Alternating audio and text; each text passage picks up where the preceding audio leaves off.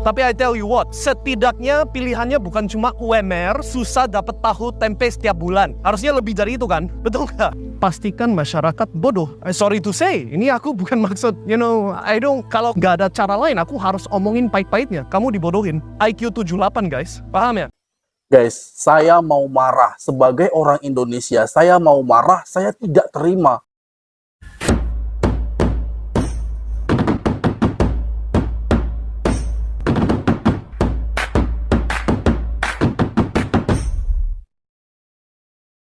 Assalamualaikum warahmatullahi wabarakatuh. Halo guys, berjumpa lagi hari ini bersama saya. Apa kabar Anda semua di sana? Kembali lagi guys ya bersama saya yang terus saja menyapa Anda semua di sana. Semoga kita dalam keadaan baik-baik saja, sehat senantiasa jasmani juga rohaninya. Dan apapun itu pekerjaan, kegiatan, aktivitas yang dilakukan, ya di awal minggu ini semoga juga diberikan kemudahan dan juga kelancaran oleh Tuhan Yang Maha Kuasa. Amin amin ya rabbal alamin.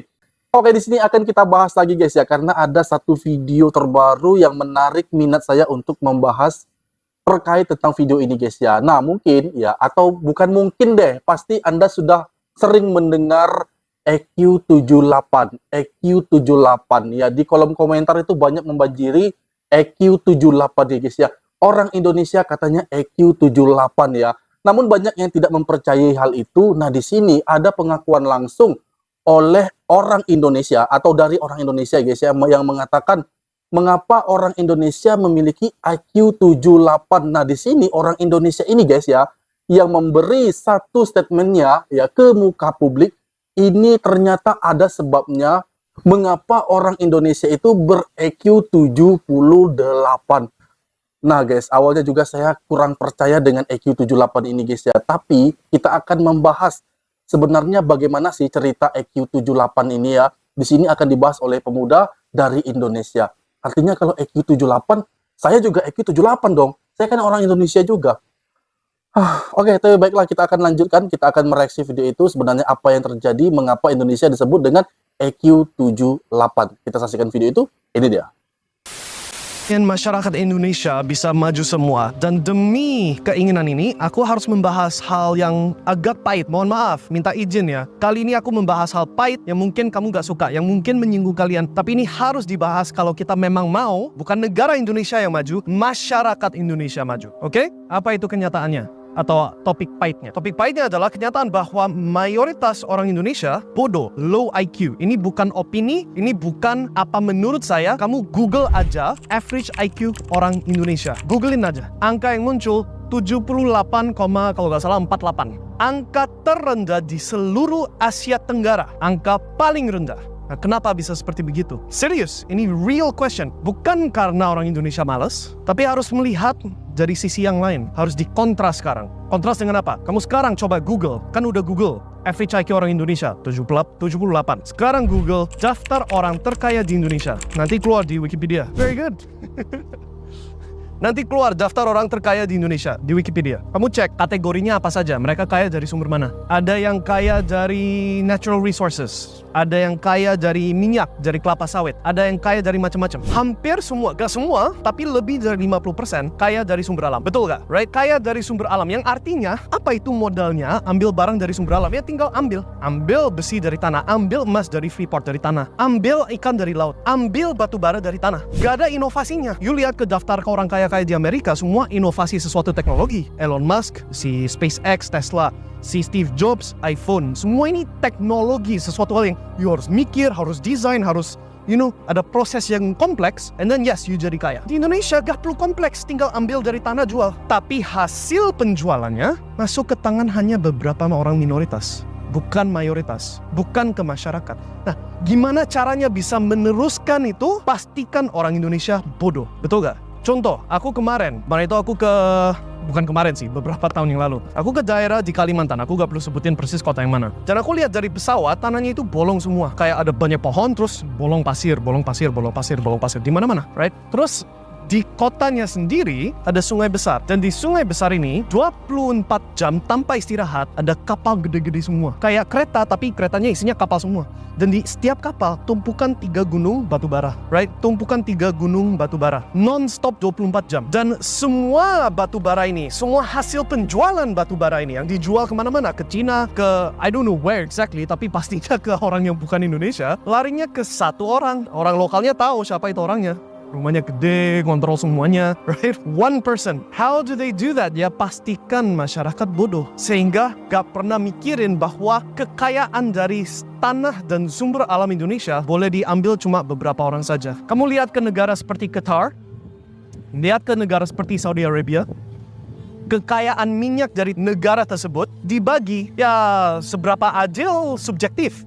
Tapi lihat Ferrari dan Lamborghini di pinggir jalan umum, betul gak? Orang Arab terkenal kaya-kaya semua, betul gak? Terus kenapa orang Indonesia gak rata-rata kaya semua? Ada 300 juta jiwa. Nah, ada argumen, oh karena saking banyak penduduknya gak bisa bagi segitu banyak.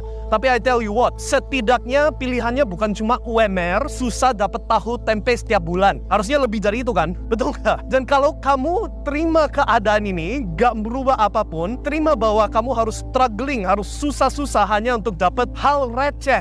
Bukan apa ya, sesuatu hal yang decent. Ya itulah yang dimaksud pastikan masyarakat bodoh. Sorry to say, ini aku bukan maksud, kalau aku bisa membahas topik ini tanpa menyinggung siapapun, aku pasti bentuk kata-katanya beda lagi. Tapi ini gak ada cara lain, aku harus omongin pahit-pahitnya. Kamu dibodohin. IQ 78 guys, paham ya? Kalau masyarakat Indonesia, bukan negara Indonesia, kalau negara Indonesia pasti maju terus. Tapi who is negara? Siapa itu negara? It's not orang UMR, I tell you that. Negara terima duit, dibagi ke siapa? Dipakai oleh siapa? Aku gak mau omongin, you harus mikir, paham ya? Justru mikir. Dan kalau you mau ada perubahan, ya ini sesuatu hal yang memang harus paksa. Gak bisa cuma memohon, nope.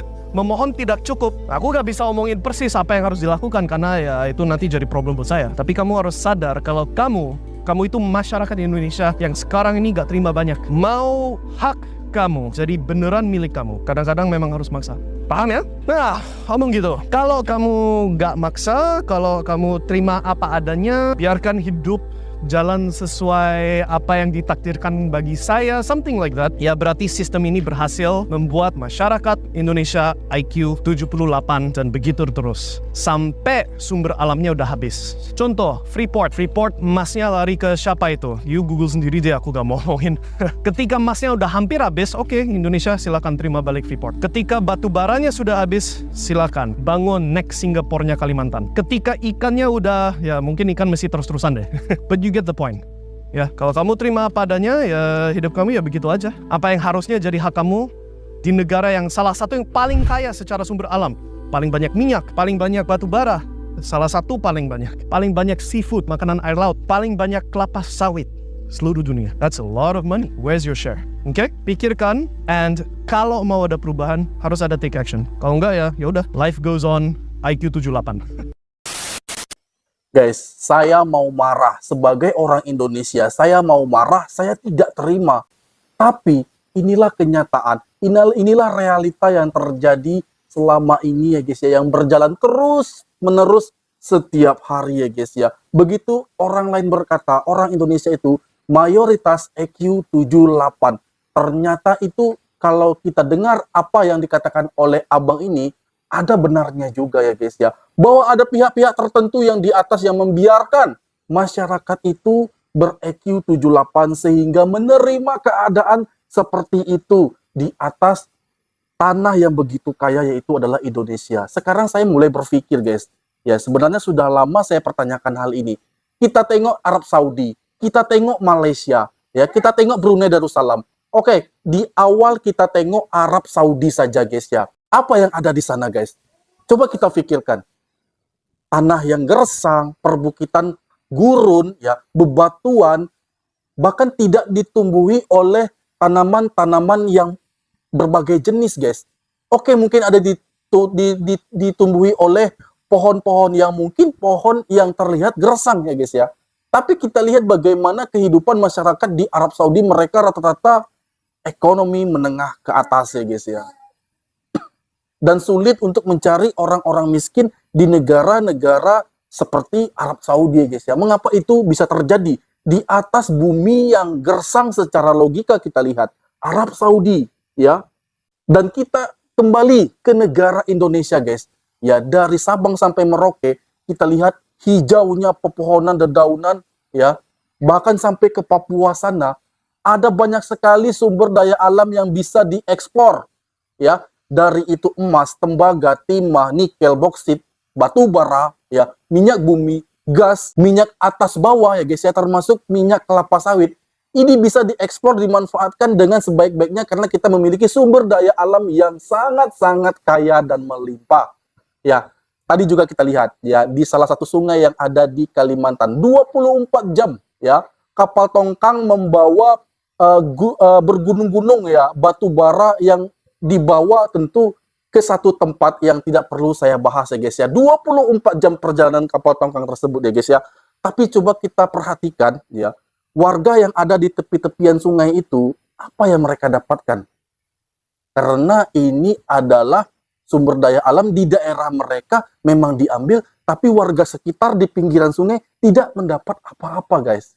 Nah ini salah satu hal yang yang tidak sesuai, yang tidak sejalan maksud saya guys ya. Mengapa? Karena di balik kekayaan sumber daya alam di Indonesia, tapi tidak diiringi dengan kekayaan masyarakat yang ada di Indonesia itu sendiri. Karena pada faktanya, sampai detik ini masih banyak orang-orang miskin atau orang yang hidup di bawah garis kemiskinan di Indonesia guys ya. Itu faktanya. Nah, coba kita bandingkan dengan Malaysia guys ya. Bagaimana tadi kehidupan di Indonesia, sekarang coba kita bandingkan dengan Malaysia. Malaysia juga memiliki sumber daya alam yang cukup melimpah bagi masyarakatnya ya guys ya. Dan sekarang sumber daya alam sudah diekspor semaksimal mungkin. Akhirnya juga berdampak positif bagi masyarakat yang ada di sana. Contoh, subsidi. Apa sih yang tidak disubsidi di Malaysia? Coba saya tanya kepada Anda semua. Terutama bahan-bahan yang ada di dapur, termasuk itu beras, minyak goreng, ya, ikan, cabai, dan lain sebagainya. Itu pasti ada subsidi dari pihak kerajaan, termasuk juga bensin ya guys ya. Nah ini tentu wujud dari kesejahteraan ya yang diberikan oleh pihak kerajaan kepada masyarakatnya, karena pihak kerajaan pandai mengelola sumber daya alam dan juga sumber daya manusianya.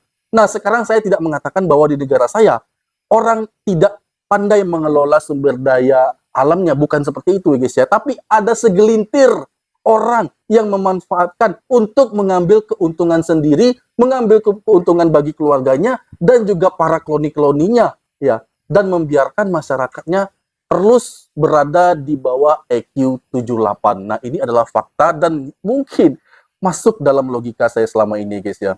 Tapi apapun itu guys, saya selalu berdoa agar kejadian ini tidak terjadi lagi, kejadian serupa tidak menimpa lagi kepada kita semua guys ya.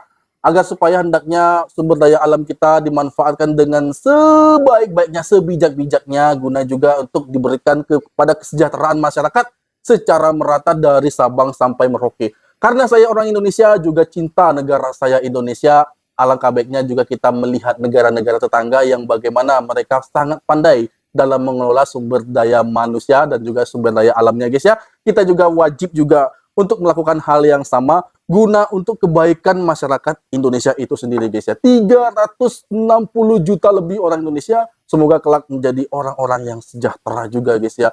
Jangan kita mau kalah dengan negara-negara tetangga yang sudah jauh beberapa langkah maju dan sejahtera daripada negara kita, yang mana logikanya hingga detik ini masih saja ada orang yang di bawah garis kemiskinan.